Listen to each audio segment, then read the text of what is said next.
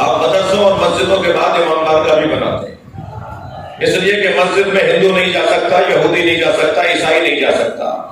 کل اس اگر ہندو نے اللہ سے شکایت کر دی میں دین سمجھنے گیا تھا، مسلمان تو مسجد میں آنے نہیں دیتا تھا، کوئی جواب نہیں دے سکے گا، آپ جواب دیں گے۔ ہم نے یہ امام حسین کا خیمہ بنایا تھا جو ہر آنے والے حر کے لیے کھلا ہوا۔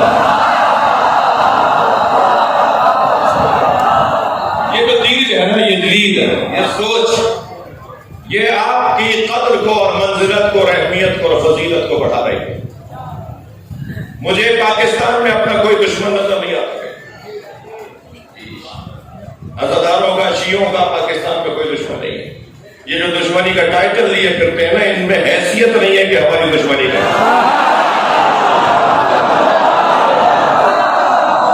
ہم سے دشمنی کرنے کے لیے قابلیت چاہیے جو ان میں نہیں ہے۔ ان کی نااہلی کا ایک منظر دکھاؤ، ہمارا خود ساختہ دشمن کتنا بڑا نااہل ہے، اس کا ایک منظر دکھاؤ۔ یہ ہمیں مار کر مضطرب ہیں، ہم مر کے مطمئن ہیں۔ یہ بغیر عشق کے نہیں ہو سکتا۔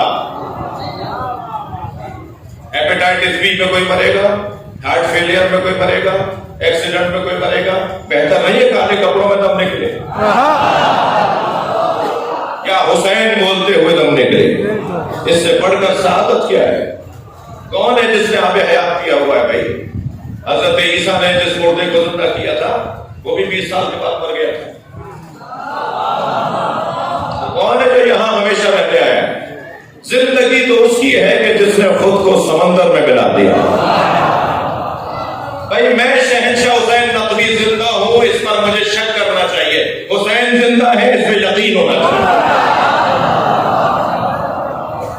ہم کہاں زندہ ہیں؟ ہم تو کسی کی زندگی سے زندہ ہیں، ہم تو اپنے مولا کی زندگی کی وجہ سے زندہ ہیں، اور ان سے زیادہ زندہ کون ہے دنیا کو نہیں معلوم ہوگا جب تک کہ وہ اس گھڑے سے پانی نہیں پیے۔ ہم جس گھڑے سے پانی پیتے ہیں ہمارا ذائقہ ہی کچھ اور ہے، ہماری چال بتاتی ہے حسینی جا رہا ہے، ہمارا حلیہ بتاتا ہے حسینی جا رہا ہے۔ یہ کوئی ہنر نہیں ہے کہ ہمیں بتانا پڑے کہ ہم کون ہیں۔ ہم نشانیوں کے ساتھ جینے والے لوگ ہیں، ہم علامتوں کے ساتھ رہنے والے لوگ ہیں۔ دنیا ہوگی جو گم ہو جاتی ہوگی، ہم بھیڑ میں سے ممتاز ہو جاتے ہیں، ممتاز ہونے والے لوگ ہیں، ہم بھیڑ میں گم ہونے والے لوگ نہیں ہیں۔ کسی نے دیکھا نہیں تھا کہ بت حضرت ابراہیم نے توڑے ہیں، مگر سب کہہ رہے تھے یہ کام ابراہیم کا ہے، کام پکار کے بتا رہا تھا ابراہیم کا ہے۔ جس شخص کو مولا علی مارتے تھے نا، اس کا جنازہ پکار کے کہتا تھا مجھے علی نے مارا۔ کام ہو نشانیوں کے ساتھ، علامتوں کے ساتھ۔ عزیزو اللہ، میں نے ایک بات کی تھی کہ یہ عاشق اور معشوق کی گفتگو ہے۔ میں پھر ایک جملہ کہوں ان بچوں جوانوں سے، خبردار کوئی بڑی گاڑی سے اتر رہا ہو اسے امیر مت سمجھو، کوئی سائیکل پہ آ رہا ہو اسے ذلیل مت سمجھو، جو کیا معلوم جو بڑی گاڑیوں سے اتر رہے ہو کوئی راستے کی یزید ہو، اور کیا معلوم جو جس کے کپڑے پھٹے ہوئے ہوں وہ اللہ کا ولی ہو۔ اللہ کا کام ہمیں نہیں پتا کون کس کیفیت کا ہے، اس کی نیتیں کیسی ہیں۔ ایسے ہی ایک اللہ کا فقیر مولا کا چاہنے والا بازار سے گزر رہا تھا، دودھ والے نے آواز لگا کے کہا دودھ پیو گے؟ دودھ کی دکانیں ہوتی ہیں نا علاقے میں، دودھ والے نے آواز لگا کے کہا دودھ پیو گے؟ تو پہلے تو اچھی طرح اس کی دکان کو دیکھا، یہ ہر ایک کا کھاتے نہیں ہیں۔ فقیر مانگنے والے کو نہیں کہتے، یہ جو روڈوں پہ بھیک مانگ رہے ہوتے ہیں یہ فقیر نہیں ہے، یہ ذلیل ہے۔ فقیر مانگنے والے کو نہیں کہتے، فقیر دینے والے کو۔ ہاں، میں صرف ایک شہر ہے ٹنڈو آدم، اس کے ساتھ دوسرا شہر ہے سانگڑ، تو ٹنڈو آدم سے سانگڑ جائیں گے تو رستے میں ریلوے کراسنگ آئے گی، کھاٹک آئے گا۔ میں وہاں سے گزر رہا تھا تو آگے ایسے ہی اسی گلیے میں رہتا ہوں، آپ کا نوکر ہوں، اسی گلیے میں رہتا ہوں۔ یہ نوکروں کے کپڑے ہیں، یہ تکبر والوں کے کپڑے ہیں، جو میں نے کپڑے پہنے ہوئے یہ اہل بیت کے مکتب کے چاہنے والوں کے نوکروں کے کپڑے ہیں۔ میں آپ کا نوکر ہوں، اور اس پر مجھے افتخار ہے، عزت ہے میری کہ میں آپ کا نوکر ہوں۔ معصوم کی زبان میں، اہل بیت کی زبان میں ہم بانیوں اور ہم ذاکروں سے زیادہ اہمیت آپ عزاداروں کی ہے۔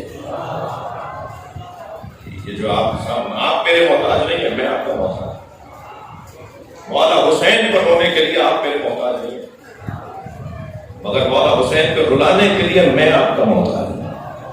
اس لیے معصوم نے فرمایا من بکا اور ابکا اور تباکا، جو ہمارے جد حسین پہ رویا، جس نے رلایا، جس نے رونے کا ماحول بنایا، یعنی بانی کو سب سے آخر میں یاد کیا ہے امام نے، سب سے پہلے آپ کو یاد کیا ہے، پھر ہم ذاکروں کو یاد کیا ہے، پھر بانیوں کو یاد کیا ہے۔ اس لیے آپ کا مقام، یہ آپ کا حق ہے، آپ کا مقام ہے کہ میں یہ عزت سے کہوں کہ میں آپ کا نوکر ہوں۔ اسی حلیے میں رہتا ہوں اور صرف اس وجہ سے رہتا ہوں کہ نوکری کا حق ادا کروں، اور شاید ہی کوئی سفر ہو جو برابر میں پہ آ کے نہ بیٹھا ہو اور یہ نہ پوچھتا ہو کہ آپ شیعہ مولوی آپ سے سوال کر لوں، تو میں پہلا جواب یہ دیتا ہوں کہ میں پہن کے اس لیے کر رہا ہوں کہ آپ سوال کر لیں۔ ہم سے ہمارے بارے میں پوچھیں نا، آپ خود کیسے بتائیں گے کہ ہم کیا بول رہے ہیں؟ بھائی یا علی مدد میں بولتا ہوں تو دلیل بھی میں دوں گا نا، کالے کپڑے میں پہنتا ہوں تو دلیل بھی کالے کپڑوں پہ میں دوں گا نا، جو نہیں پہنتا وہ کیسے دلیلیں دے رہا ہے؟ جو مولا حسین کا ماتم نہیں کر رہا وہ کیسے دلیلیں دے گا؟ ماتم نہ کرنے پہ کوئی دلیل ہے؟ ماتم کرنے پہ دلیل ہوتی ہے۔ یا علی مدد نہ بولنے پہ کیا دلیل ہے؟ نہیں بول رہا، دلیل کس بات کی؟ دلیل تو وہ دے گا جو بول رہا ہے۔ تو آپ کون ہوتے ہیں یہ کہنے والے؟ ایک ساتھ کہنے لگے مولانا اتنا بڑا نام ہے آپ کا، یہ وہ فلاں، آپ کیا شرک ہوتا ہے شیعوں کے؟ میں نے کہا جی کیا ہوتا ہے ہمارے؟ کہنے لگے آپ کیا شرک ہوتا ہے؟ میں نے کہا کیا ہوتا ہے؟ کہنے لگے آپ کے لوگ اسٹیکر بنواتے ہیں، ٹکڑے بنواتے ہیں، علی وارث۔ تو میں نے کہا اس میں کیا پریشانی ہے؟ کہنے لگا شرک ہے۔ میں نے کہا آپ نے قرآن پڑھا ہے؟ کہنے لگا میں قرآن کا حافظ ہوں۔ میں نے کہا میری مدد کریں، سورہ الانبیاء کی 105 کی آیت سنائیں، اور آپ یقین جانیے وہ حافظ تھا، اس نے آیت سنا دی، وَلَقَدْ كَتَبْنَا فِي الزُّبُورِ مِن بَعْدِ الذِّكْرِ أَنَّ النَّاسَ يَرِثُهَا عِبَادِيَ الصَّالِحُونَ۔ ہم نے تورات، زبور، انجیل، قرآن میں لکھ دیا ہے کہ ہماری پوری زمین کے وارث ہمارے نیک اور صالح بندے ہیں۔ میں نے کہا تم سے ایک علی وارث سمجھ میں نہیں آتا، اب 14 کو وارث بناتے ہیں۔ یہ قرآن ہے، قرآن میں اللہ نے اپنی زمین کا وارث نیک اور صالح بندوں کو بنایا ہے۔ جب میں نے کہا تھا نا مولا علی نبی مکرم کے علاوہ، ہمارے نبی کے علاوہ، نبی خاتم کے علاوہ تمام نبیوں سے مولا علی افضل ہے، تو اسی پنجاب میں بورڈ بیٹھ گیا تھا اس حقیر کے خلاف، علماء کا بورڈ بیٹھ گیا تھا۔ الحمدللہ اس میں مولانا محمد حسین اکبر باہر شیعہ عالم اس وقت موجود تھے، جنہوں نے کہا صرف یہ شہنشاہ حسین نقوی کا عقیدہ نہیں ہے، ہم سب شیعوں کا عقیدہ ہے۔ اس پہ پھر بحث چھڑ گئی ہے، میں آپ سے 8-10 سال پرانی بات کر رہا ہوں، اور بحث چلی اور اس کے اندر بات آئی تو ایک دلیل ہم نے یہ دی تھی، بہت سارے دلائل ہمارے پاس دلائل کا انبار ہے۔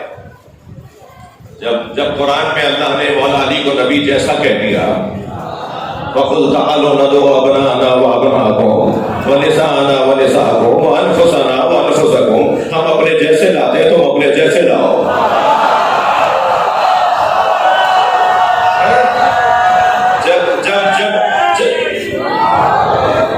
مل کر لگائیے،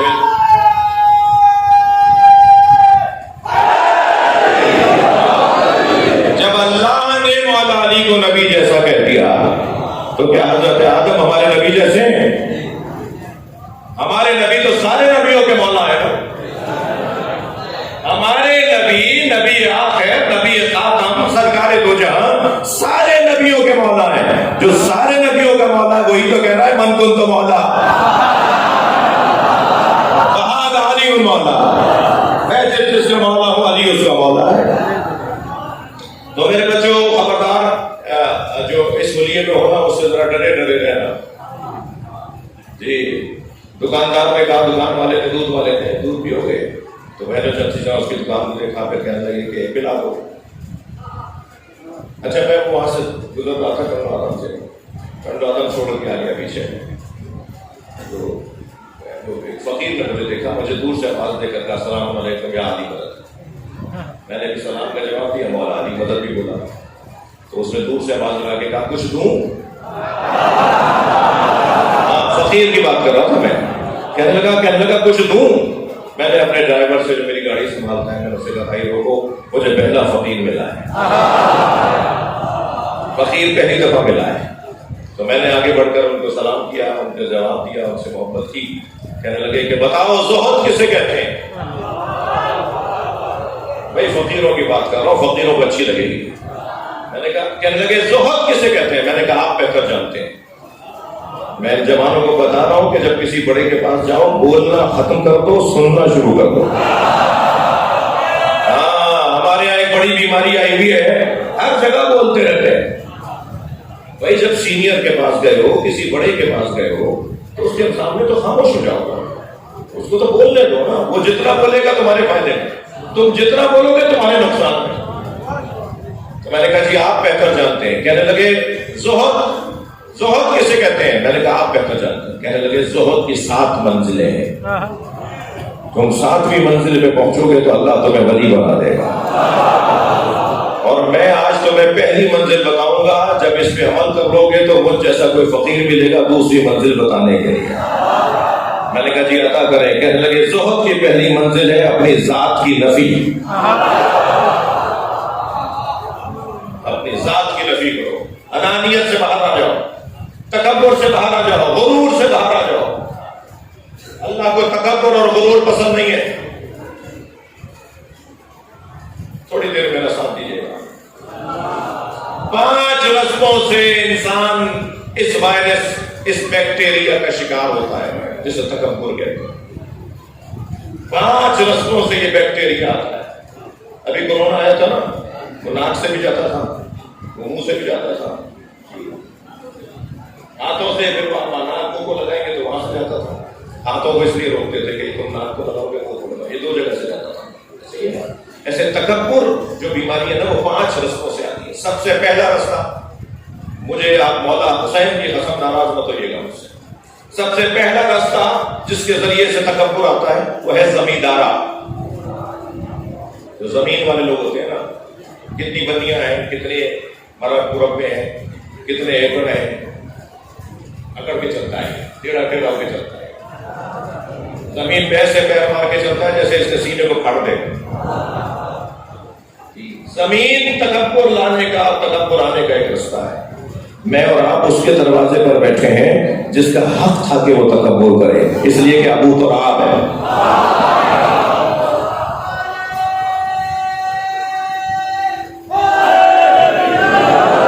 دوسرا راستہ تکبر آنے کا سواری ہے، گاڑی، سواری. اللہ تعالیٰ جو اللہ کی بنائی ہوئی سواریاں ہیں نا، ان پر بیٹھنے والا سینہ چوڑا کر کے بیٹھتا ہے. گھوڑا اس پہ سینہ چوڑا کر کے بیٹھتا ہے، اللہ کی بنائی ہوئی سواریوں پر. اور جو آج ہماری مہنگی سواریاں ہیں، جب تک گردن جھکوا نہیں دیتی بیٹھنے نہیں دیتی. گردن جھکواتی ہیں پہلے، پھر بیٹھیں گے آپ. تکبر کا ایک رستہ ہے سواری. قربان جائیں اس ذات پر کہ اگر سواری کی بنیاد پہ تکبر جائز ہوتا تو پھر تکبر وہ کرتا جو دوش نبی کا سوال.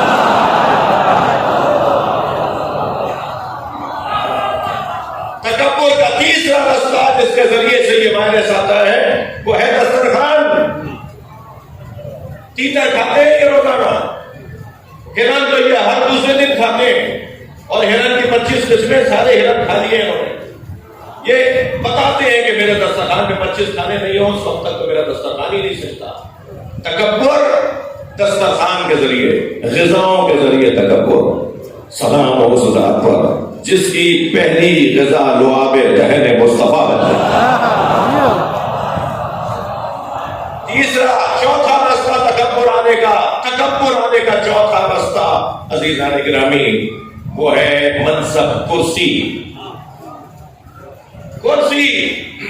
یہ کون صاحب ہے؟ 17ویں گریڈ سے ان کی جاب شروع ہوئی تھی، 22ویں گریڈ سے ریٹائر ہو رہے ہیں. ڈائریکٹر صاحب ہیں، یہ صاحب جی ایم صاحب ہیں، یہ صاحب گورنر صاحب ہیں، یہ وزیر اعلیٰ صاحب ہیں. یہ کرسی سے انسان کو تکبر آتا ہے. اللہ اکبر. کرسی سے تکبر کرنے والا تکبر کر کے اپنے آپ کو مٹا دے اگر اس کے ذہن کا حاکم علی نہ ہو. وہ کرسی کی بنیاد پہ تکبر کرے جس کے پاس اللہ کی جانب سے آئی ہوئی سب سے بڑی کرسی ہے. ہر ولی جب تک مولا علی کا گن نہ گائے قصیدہ نہ پڑے اسے ولایت نہیں ملتی. جتنے بھی سلسلے ہیں ولایت کے وہ سب مولا علی تک جا کے پہنچتے ہیں. ایک سنی عالم نے مجھے روک لیا، میرا یہ جملہ سن کے کہنے لگے مولانا آپ یہ کہہ کر آئے ایک سلسلہ تو حضرت ابو بکر تک جاتا ہے، تو آپ نے کہا کہ ہر سلسلہ علی تک جاتا ہے، ایک سلسلہ تو حضرت ابو بکر تک جاتا ہے، 11-12 سلسلوں میں۔ میں نے کہا جن حضرت ابو بکر کے بارے میں تم کہہ رہے ہو نا، انہوں نے خود کہا ہے لم تلد النساء مثل علی بن ابی طالب، کائنات میں کوئی عورت ہی نہیں ہے جس نے علی جیسا بچہ جنا، علی جیسا تو دنیا میں کوئی نہیں، لہذا وہ سلسلہ بھی علی تک ہی جاتا ہے۔ عزیزان گرامی نہیں، اس نے دکاندار کے دکان کو دیکھا، دودھ پی لیا، ایک کٹورا بھر کے اس نے دودھ دیا، یہ دودھ پی کے آزاد ہو گیا۔ میں اس کے احترام میں رکھوں گا، ایک صلوات عطیہ کرے محمد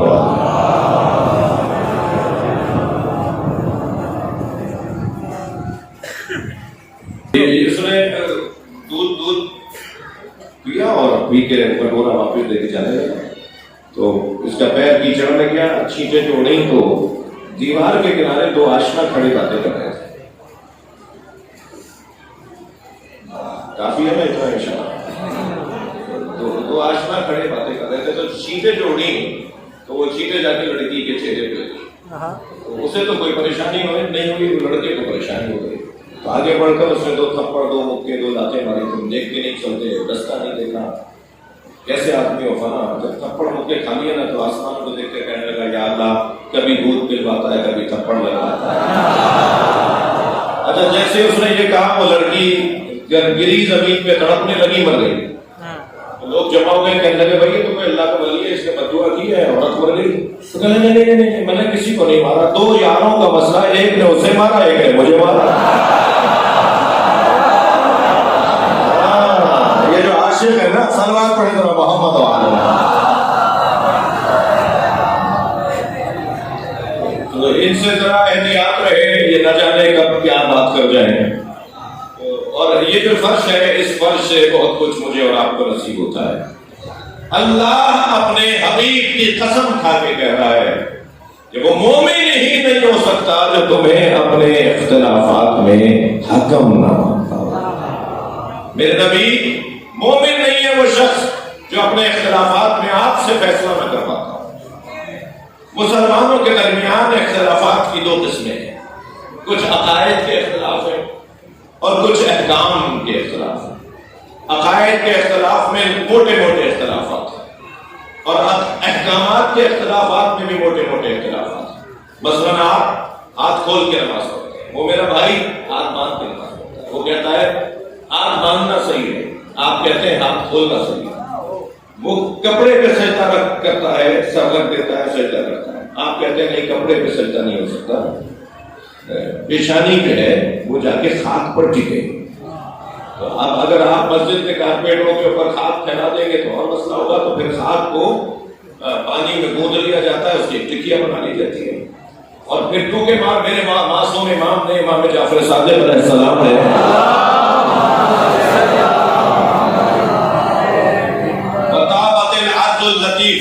تم کہہ دیا کہ اے حسین میرے جد جس مٹی میں آپ دفن ہوئے ہیں وہ طیب و طاہر ہے۔ تو جب امام نے خاک کربلا کو طیب و طاہر کہہ دیا تو پھر خاک تو رکھنی ہی ہے، تو بہتر نہیں ہے کہ وہ والی خاک رکھ لیں کہ جسے معصوم نے طیب و طاہر کہا۔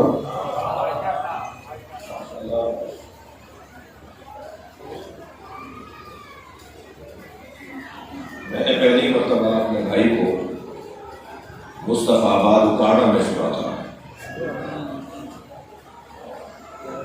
میں آج تک وہ ان کا بند سنتا ہوں تو مجھے اب بھی رونا آتا ہے۔ اللہ نے ان کی زبان میں مسائل کے حوالے سے خاص طور پہ فضائل بھی، مگر مسائل میں خاص محنت ہے ان کی۔ ذاکرین کا ویسے ہی میں معتقد ہوں، جس وقت میں میرے یہ اعتراف کرنے میں مجھے سننا پڑتا تھا اس وقت میں نے کسی سنی سنائی پر اثر نہیں لیا، تو اب تو لوگوں کو بات سمجھ میں آ گئی ہے۔ یہ اہل بیت کے گلشن کی بلبلیں ہیں، جب یہ کوکنے لگتی ہیں تو گلشن میں پرندے پڑنا چاہیے۔ صلوات پڑھے گا محمد و آل محمد۔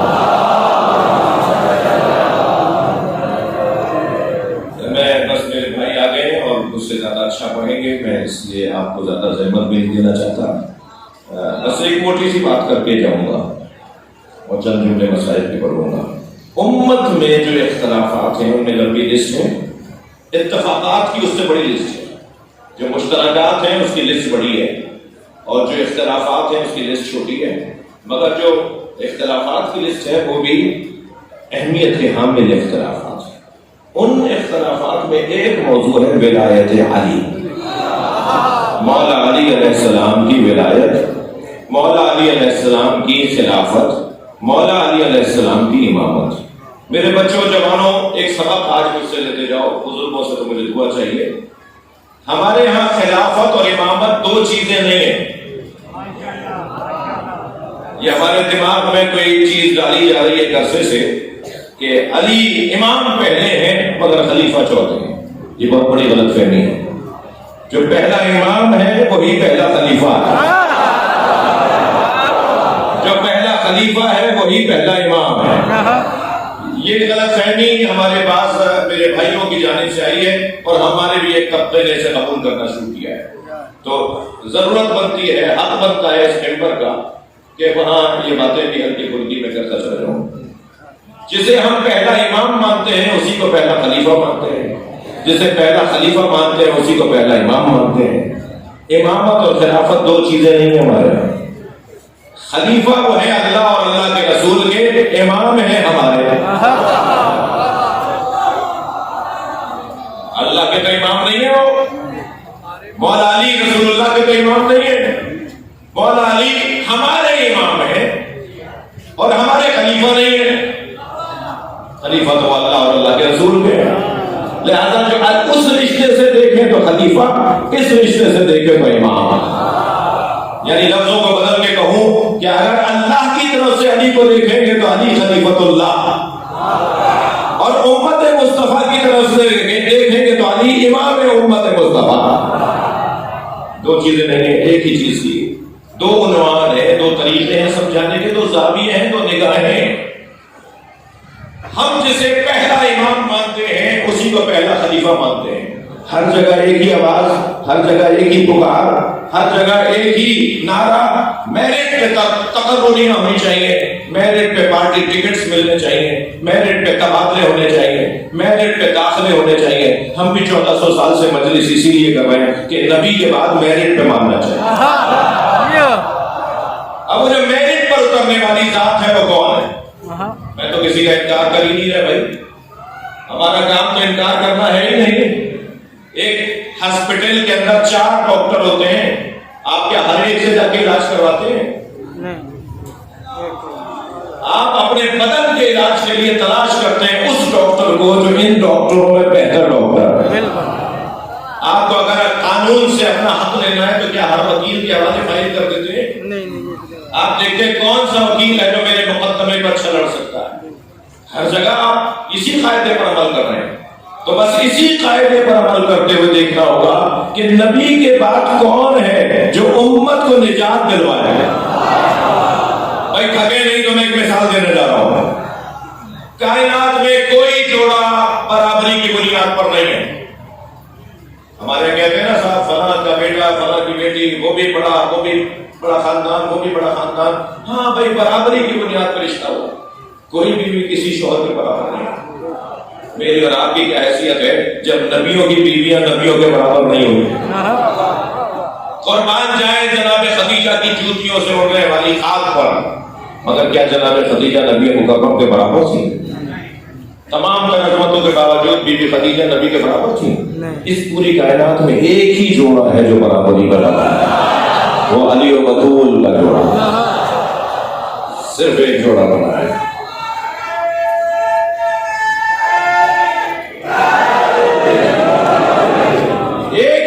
جو برابری کی بنیاد پر.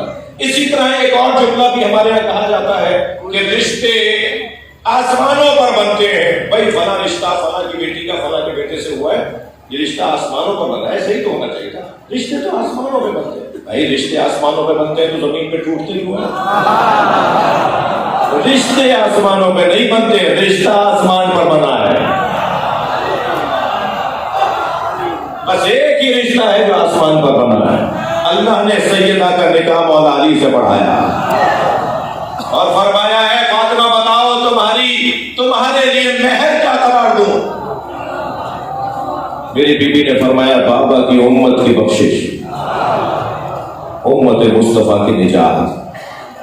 بیوی کا مہر ہے امت مصطفیٰ کی نجات۔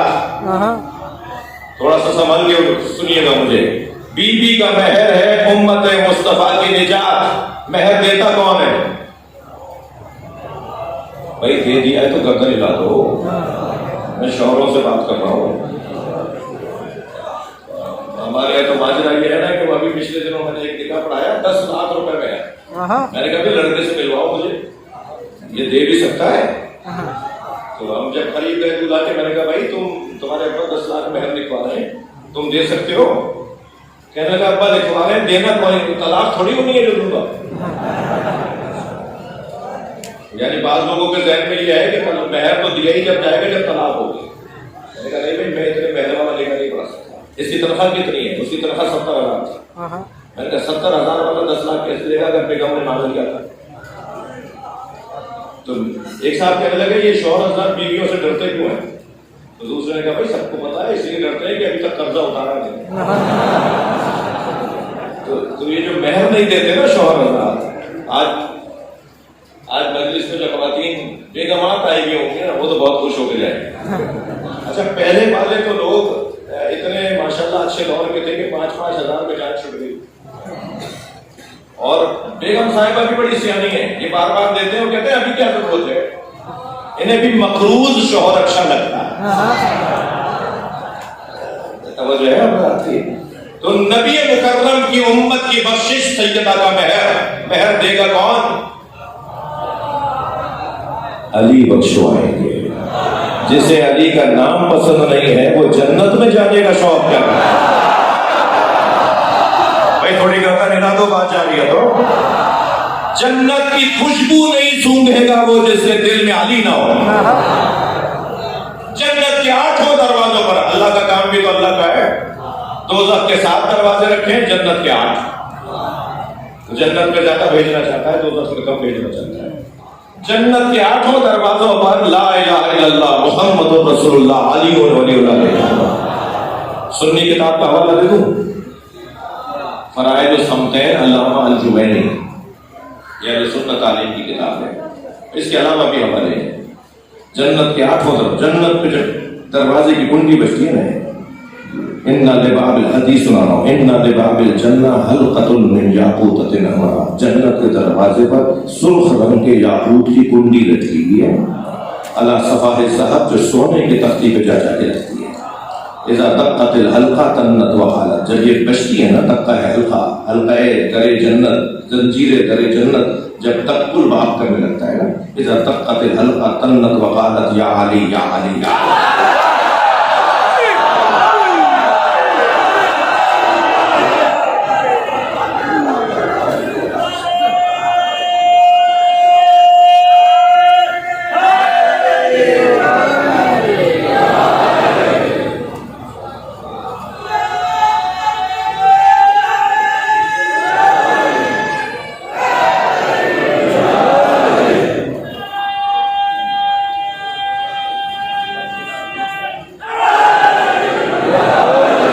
جنت میں جب ہوا چلتی ہے، ہمارے یہاں تو تیز ہوا چلتی ہے تو صدائے سرسر، شاعر حضرات نظم کرتے ہیں، صدائے سرسر، تیز ہوا کو صدائے سرسر کہتے ہیں شاعری کی زبان میں۔ جنت میں جب تیز ہوا چلتی ہے تو صدائے سرسر نہیں بنتی، علی علی علی۔ حدیث سے سنا رہا ہوں میں آپ کو، یہ مجھے مجلس تو پڑھنا آتی نہیں ہے، میں تو سیدھی سیدھی باتیں کرتا ہوں۔ اللہ نے پوری جنت کو جب سجانا شروع کیا تو فرشتوں کو حکم دیا کہ ساری جنت میں لکھو علی علی۔ پوری جنت مولا علی کے نام سے اللہ نے سجائی، مختلف جگہوں پر مختلف دوبرے علی علی علی کے لگوائے ہیں۔ اور بس میں نے آپ کو، میں چاہ رہا تھا مگر واقعی بہت دیر ہو گئی ہے اور یہ سلسلہ جلسوں میں ایسے ہی ہوتا ہے، میرے بھائی مجھ سے میرے بات پڑھیں گے۔ جنت کی ہوا علی علی کی صدا، جنت کی آرائش علی علی کی نگارش، اور جنت کی خوشبو اشک غم حسین. میں نے یہ میرے مولا صادق کا فرمان پڑھا ہے. امام نے فرمایا اللہ حسین کے عزاداروں کے آنسوؤں سے ایک عطر کو خلق کرے گا جس سے پوری جنت کو بہکائے گا. یہ جو امام حسین کے عزادار ہیں ان کی آنکھوں سے ٹپکنے والا آنسو جنت کی خوشبو ہے. ایک آیت قرآن مجید سورہ مبارکہ زمر کے اندر عجیب آیت ہے. وَسِيقَ الَّذِينَ اتَّقَوْا رَبَّهُمْ إِلَى الْجَنَّةِ زُمُرًا. صاحبان تقویٰ کو جنت میں فرشتے دھکا دے کے لے جا رہے ہوں گے اور وہ جانے کو تیار نہیں ہوں گے. جنہیں جنت میں جانے کا شوق ہوگا انہیں فرشتے نہیں لے جا رہے ہوں گے، اور جنہیں جنت میں جانے کا شوق نہیں ہوگا انہیں فرشتے دھکا دے کے لے جا رہے ہوں گے. وہ جو لوگ کھڑے دیکھ رہے ہوں گے کہ ہمیں تو نہیں لے جا رہے، انہیں لے جانا ہے، تو جانا نہیں چاہ رہے، وہ کہیں گے من ہم، یہ کون ہے بھائی؟ اچھا دوزخ میں دھکا دے کے لے جانا تو سمجھ میں آتا ہے، مگر جنت میں دھکا دے کے لے جانا کیسے سمجھیں گے؟ تو جو جانا چاہتے ہوں گے اور انہیں فرشتے نہیں لے جا رہے ہوں گے وہ پوچھیں گے فرشتوں سے من ہم، یہ کون ہے؟ تو فرشتے آواز دیں گے ہم خود اصل حسین، یہ حسین کے عزادار ہیں. یہ کہہ رہے ہیں ہمیں حسین کا دیدار کروا دو، یہ کہہ رہے ہیں ہمیں حسین کا دیدار کروا دو. ہم نے حسین کو دیکھ لیا تو یہی جنت ہے. پھر انہیں روک لیا جائے گا، رک جاؤ حسین محشر میں آ رہے ہیں. پھر آواز آئے گی گردنوں کو جھکاؤ، سنبھل کے کھڑے ہو جاؤ، حسین آ رہے ہیں. اور جیسے ہی میدان محشر میں امام حسین کی آمد ہوگی حسین مولا کے عزادار امام حسین کے گرد حلقہ لگانے لگے گے. میں ایک جملہ کہوں جی، جو ماتمی حلقے ہوتے ہیں نا یہ منظر بنے گا، مگر فرق یہ ہے کہ آج ہم میں سے کوئی نوحہ پڑھ رہا ہوتا ہے مگر محشر میں حسین کو حسین کا پرسہ دیا جائے گا. ہاں یہ عزاداروں کا مقام بہت بلند ہے. آیت اللہ وحید خراسانی کہتے ہیں کہ اگر کوئی گنہگار مجلس میں شرکت کر کے واپس جائے تو تمہیں حق نہیں ہے اسے ویسا ہی گنہگار کہو جیسا وہ پہلے تھا. کیا معلوم اتنی دیر میں اس کی لو اپنے مولا سے لگ گئی. اور خاص طور پر جب گریہ ہو رہا ہوتا ہے نا، آنکھوں میں آنسو آ رہے ہوتے ہیں، تو یہ ممکن ہی نہیں ہے جب تک کہ حسین مولا سے رابطہ نہ ہو جائے. یہ میرا اور آپ کا دل جڑ رہا ہوتا ہے کربلا کے ساتھ، تبھی آنکھوں میں آنسو آتے ہیں. چلیے میرے ساتھ کچھ دیر کربلا چلیں. اللہ آپ کے بدن کو بار بار لے جائے، لیکن جب ہم مسائل پڑھتے ہیں نا تو اتنی دیر ہمارا ذہن کربلا میں ہوتا ہے. حسین صبح سے عصر تک لاشیں اٹھا رہے ہیں. ہر لاشا فرزند زہرا نے خود اٹھایا ہے، کسی اور کو کوئی لاشا اٹھانے نہیں دیتے تھے. رونا اسی کا ہے جس نے سارے لاشیں اٹھائے اس کا لاشا اٹھانے والا کوئی نہیں. میرے مولا نے لاشیں تو عزاداروں بہت اٹھائے مگر 4 لاشوں پہ حسین بہت روئے. ایک لاشا جس پر امام کی آنکھوں سے آنسو رکتا نہیں تھا وہ لاشا قاسم کا لاشا، اپنے پامال بھتیجے کا لاشا اٹھا کے لائے تو بیویوں نے بڑھ کر استقبال کیا، مگر کیا دیکھا کہ ان بیویوں میں اس بچے کی ماں نظر نہیں آ رہی. تو جناب زینب سے فرمایا بہن زینب بھابھی ام فروہ کہاں ہے؟ تو کسی بیوی نے آواز دے کر کہا کہ جب قاسم کی شہادت کی خبر آئی تھی تو بیوی ام فروہ پشت خیمہ پہ چلی گئی تھی. اب جا کے جناب زینب نے کیا دیکھا کہ پیشانی سجدے میں ہے اور جناب ام فروہ تسبیح پڑھ رہی ہیں. شکر یا اللہ تیرا شکر ہے تو نے میری قربانی کو قبول کر لیا. آواز دی جناب زینب نے بھابھی آپ کو حسین بلا رہے ہیں. آئی وہاں جہاں پامال لاشا رکھا ہوا تھا، اپنے بچے کے لاشے کو دیکھ کے فرمانے لگی اے آقا حسین مجھے قاسم کا خون بھرا کرتا چاہیے. امام نے نہیں پوچھا بھابھی اس کرتے کا کیا کریں گی جو تار تار ہو گیا، چاک چاک ہو گیا، گوروں کے سموں سے چاک چاک ہو گیا، مگر ماں مانگ رہی تھی نا. کچھ ہی دیر میں امام حسین نے خون بھرا تار تار کرتا जनाब उम्मे फरमा को दे दिया। बीवी ने उसे खेमे में ले जाकर रख दिया। असर आशूर खेमे लूटे।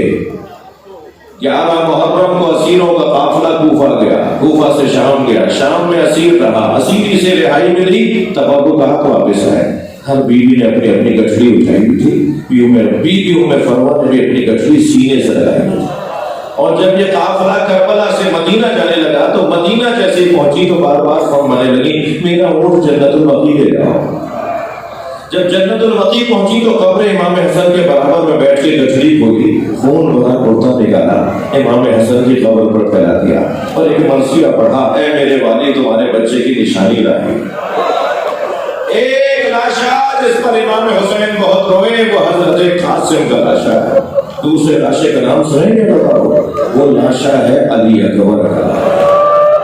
बहुत रोए इमाम अपने बच्चे के लाशे पर, बार बार आवाज देते रहे, अली मुझे कुछ नजर नहीं आ रहा। ये दूसरा लाशा।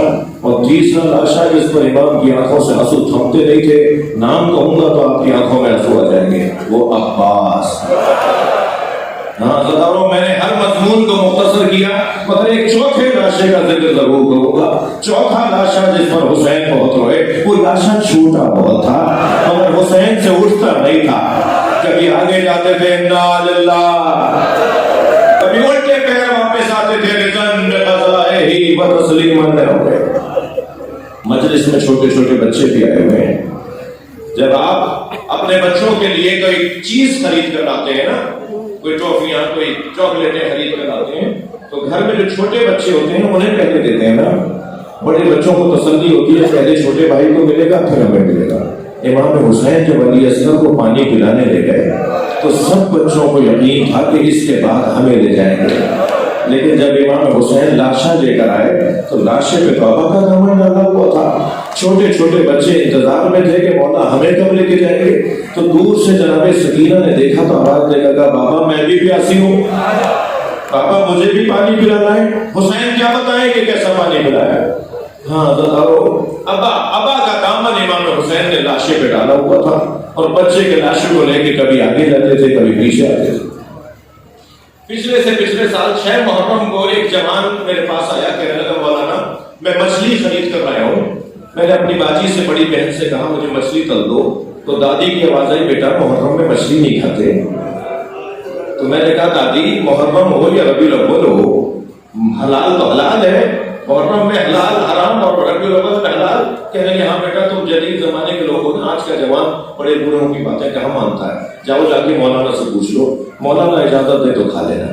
मेरे पास आया, वो बोल रहा था और मैं रो रहा था। मुझसे कहने लगा मौलाना मैं मछली खा लूं। मैंने कहा मैं इतना बड़ा आदमी नहीं हूँ, मुझे इसका जवाब नहीं आता, तुम दादी की बात मान लो, तुम दादी की बात मान लो। कहने लगा मैं समझा नहीं। मैंने कहा दादी की बात मान लो, हुसैन मौला ने अली असगर के तड़पने को मछली के तड़पने से ताबीर किया।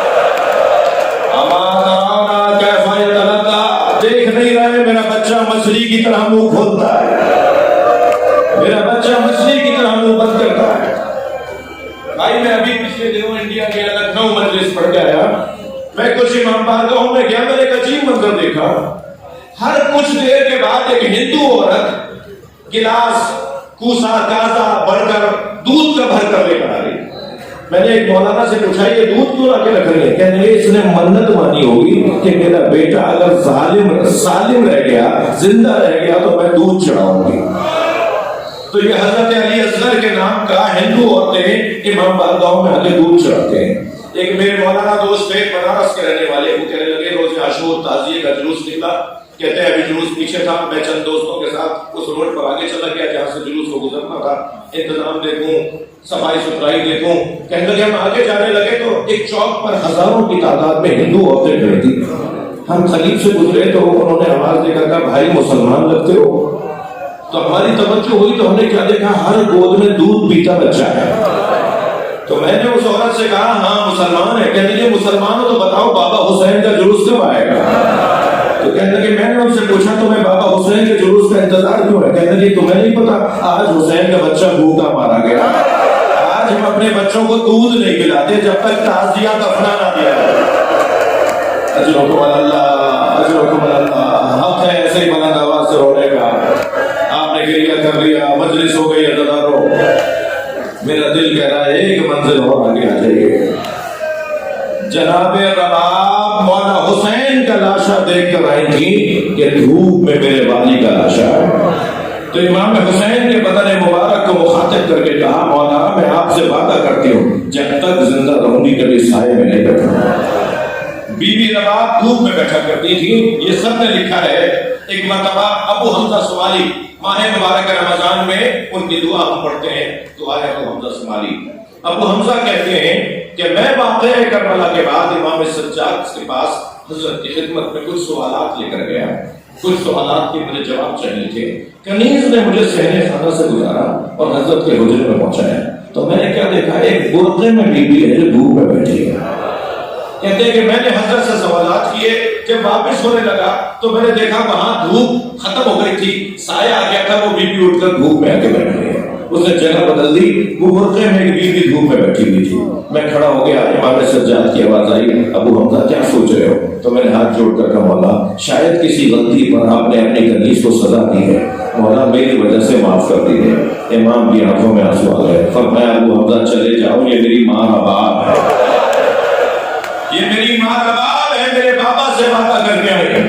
جب چلے گئے نا ابو حمزہ بس آخری جملہ تو امام سجاد بچوں کی طرح جناب رباب کے برابر بیٹھے اور فرمایا ہم آپ تو غیر بھی کہتے ہیں کہ سائے آ جائیے.